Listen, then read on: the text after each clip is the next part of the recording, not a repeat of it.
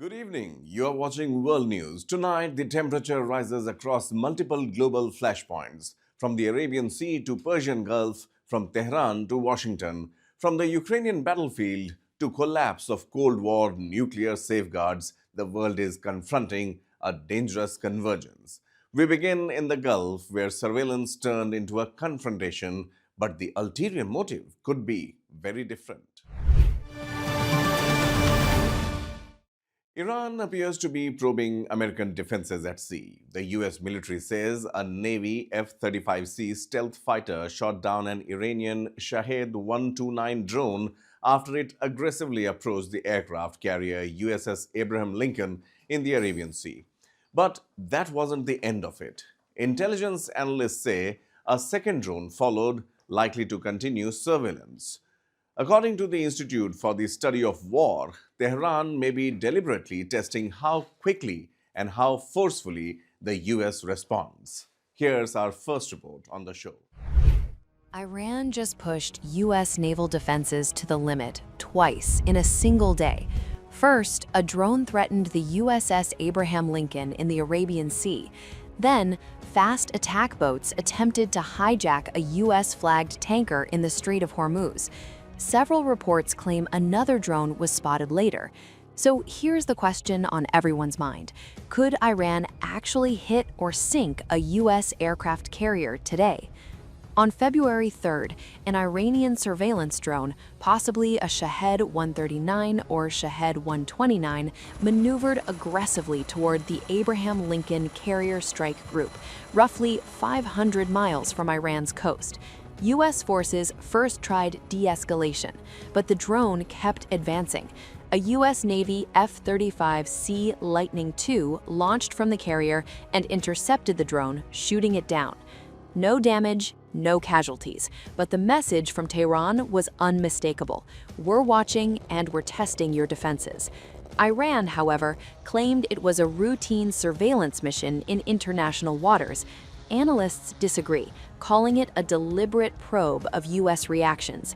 Just a few hours later, the MV Stena Imperative, a U.S.-flagged tanker critical for fueling U.S. operations, came under threat. IRGC fast attack craft, supported by a drone, approached at high speed, ordering the captain to stop and prepare for boarding. Experts describe both incidents as classic probing operations. Iran was measuring reaction time of U.S. forces, rules of engagement, defensive strength, ability to project power in strategic waterways. So could Iran actually sink the USS Abraham Lincoln today? The short answer, extremely unlikely. Carriers operate within strike groups, protected by guided missile destroyers and cruisers, advanced radar and missile defense systems, fighter jets and stealth aircraft, and submarines and layered surveillance. Iran's strategy isn't to go head-to-head, it's about disruption and deterrence, not direct confrontation. All of this is unfolding as U.S. military assets surge in the region. Fighter jets in Jordan, carrier strike groups at sea, missile defenses on alert, and the nuclear talks are resuming in Oman, fragile and high stakes. Neither side wants war, but both are pushing the limits of the other's patience and capabilities. So did Iran sink a U.S. warship? No, not even close. But it tested the shield, showed its reach, and reminded the world how fragile security is in the Strait of Hormuz and Arabian Sea. The question now isn't if another test will happen, it's when.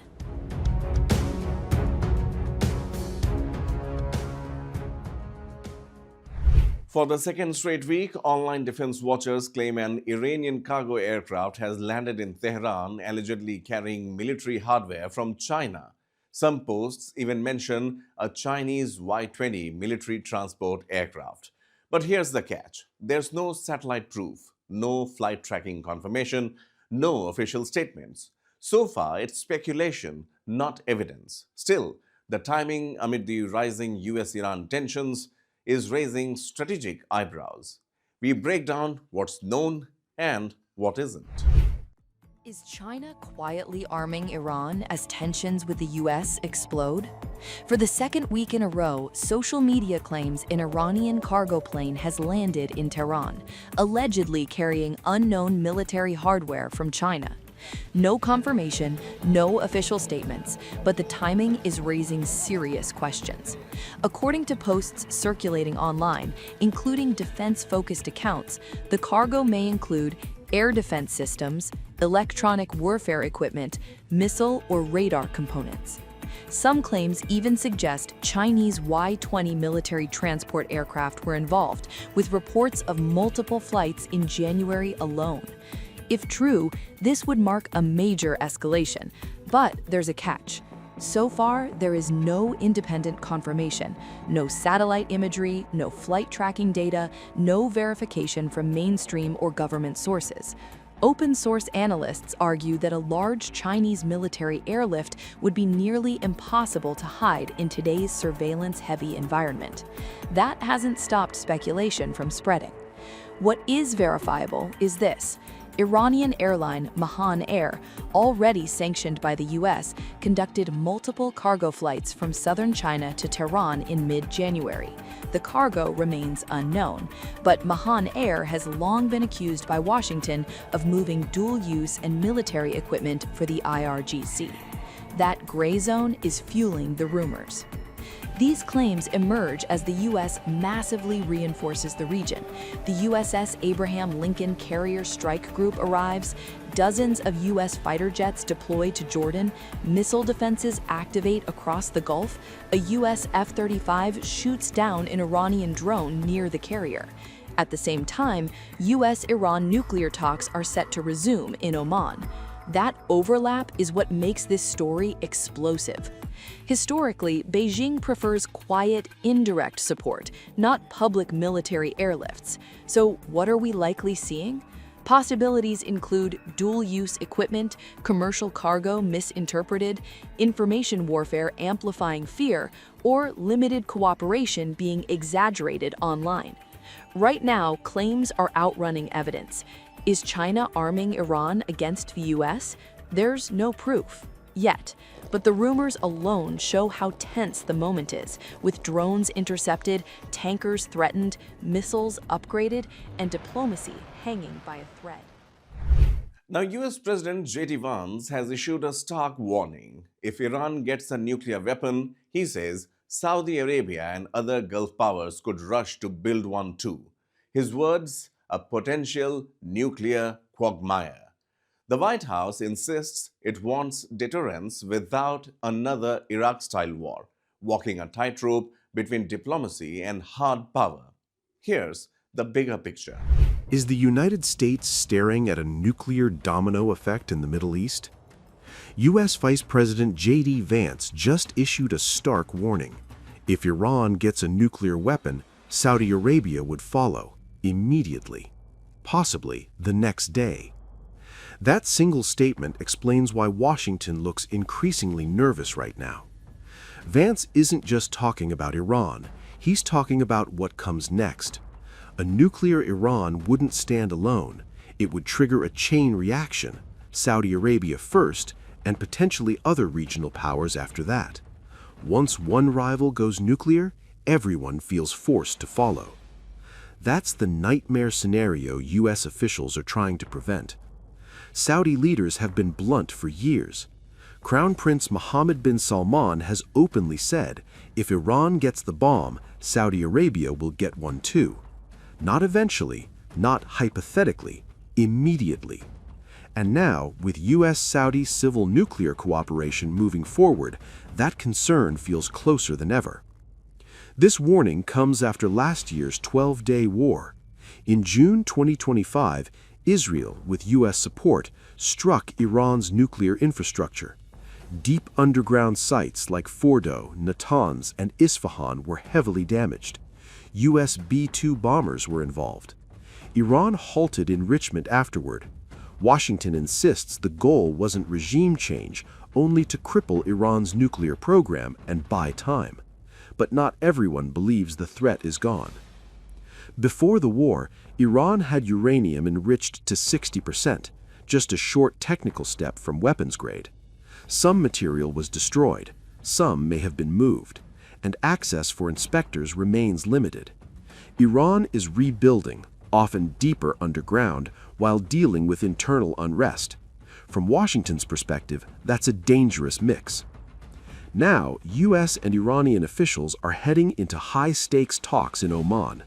The U.S. wants more than nuclear limits, missiles, proxies, human rights. Iran wants sanctions relief and nothing else on the table. The gap is massive. And hovering over the talks is Vance's warning. If this fails, the region doesn't just face one nuclear state, but several. This is why Washington sounds spooked. A nuclear Iran doesn't just challenge Israel or the U.S., it rewrites the security map of the Middle East. One bomb could lead to many. One failure could spark a cascade no one can stop. So when J.D. Vance says Saudi Arabia would follow the next day, he's not exaggerating. He's warning that this may be the last chance to stop a nuclear chain reaction. What happens in Oman this week could decide whether the region stabilizes or enters a far more dangerous era.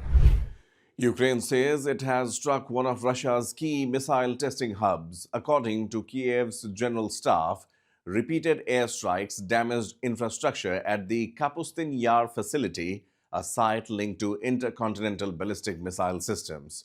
If confirmed, it signals Ukraine's growing reach and Moscow's strategic vulnerabilities. Here's the ground report. Ukraine says it has struck one of Russia's most sensitive missile sites, deep inside Russian territory. On February 5, 2026, Ukraine's general staff confirmed that throughout January, its armed forces carried out a series of successful strikes on the Kapustin Yar test range in Russia's Astrakhan Oblast.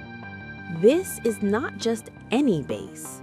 Kapustin Yar is a core hub for Russia's missile testing, pre-launch preparation, and even combat launches. According to Ukrainian officials, the targets were hangar-type buildings used to prepare medium and intermediate-range ballistic missiles, including the Oreshnik system. The weapon used makes this strike even more significant.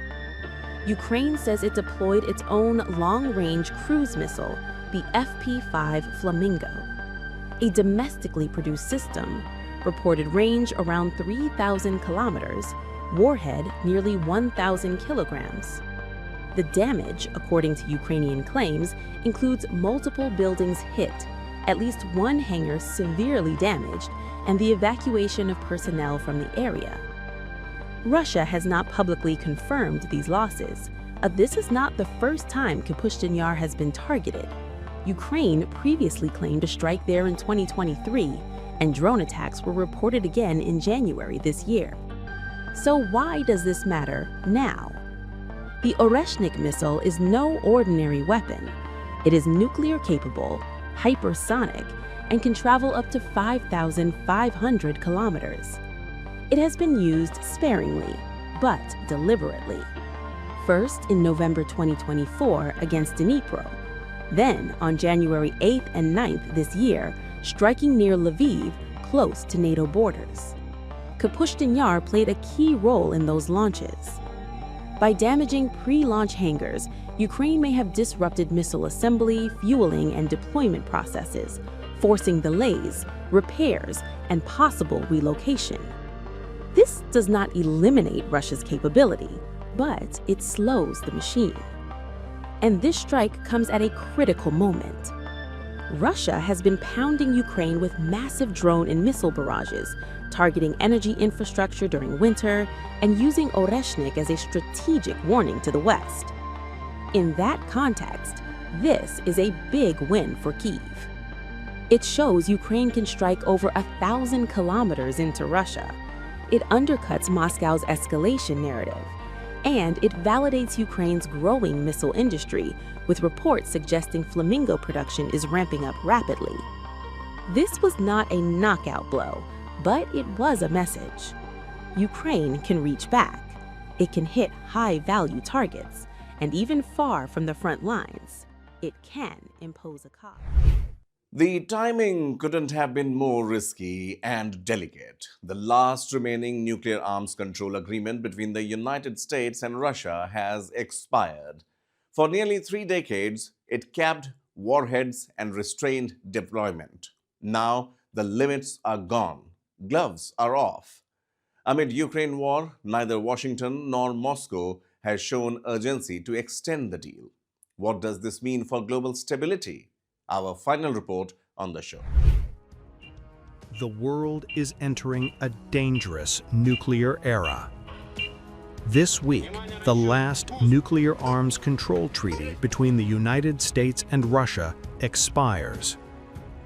With it goes the final set of rules limiting the world's two largest nuclear arsenals. For the first time since the Cold War, there will be no caps, no inspections, no verification. New START was the last treaty limiting strategic nuclear warheads and missiles.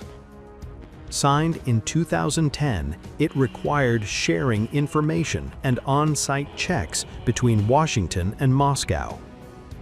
That helped reduce risk and made global nuclear postures more predictable.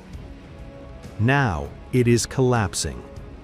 Russia has suspended participation, and both sides refuse New Deal negotiations.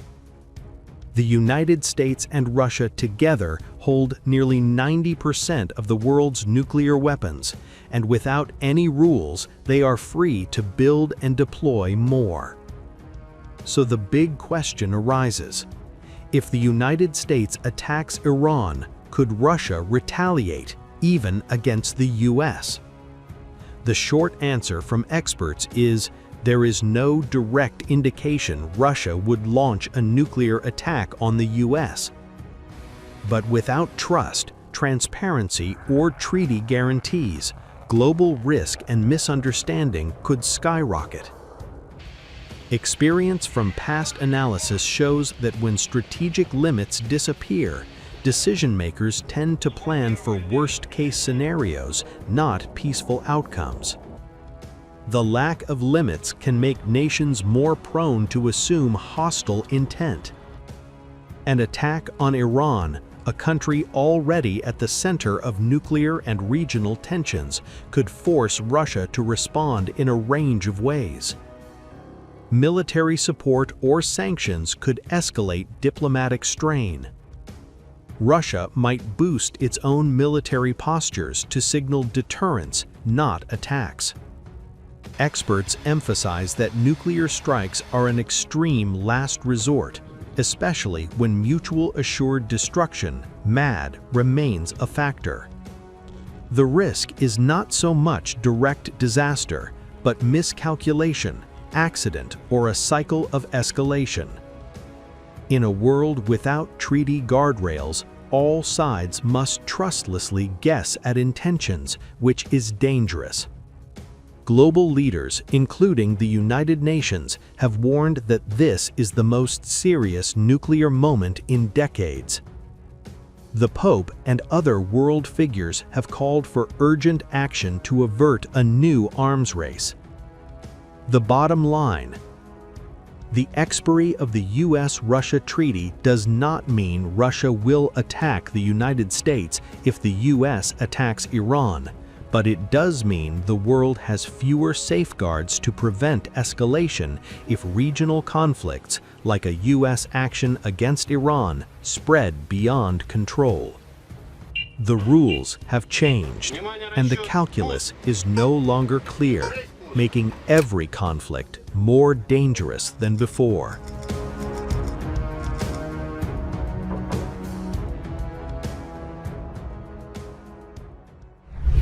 So, from drones over warships to missiles deep inside Russia to collapse of nuclear guardrails, the world's security architecture is being tested on multiple fronts. The big question: can diplomacy catch up before deterrence fails?